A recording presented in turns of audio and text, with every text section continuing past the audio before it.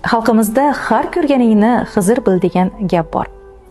Biz o'zgani qalbini og'ritsak-yu, u esa indamay ketsa. Insonlar orasida qo'lini ko'tarib ulgurmasidan duosi ijobat bo'ladiganlari ham bor. Nahot unutdik.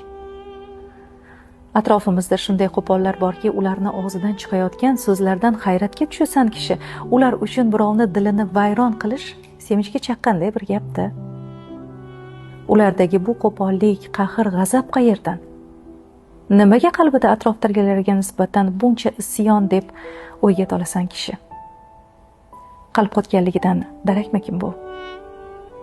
Ha, qalbi qattiq inson birovni dilini og'ritishdan qanday andisha qilsin? Nima bo'lganda ham inson o'zini jahlini qo'lga ola olmasligi uni zaifligidan dalolat beradi. Odam o'z ichki olamini tashqariga chiqarmasligi bu uning aql idroki, ichki kuchidan darakdir. Zahrini atrofdagi begunohlarga sochgan emas, balki o'zini idora etgan inson dono.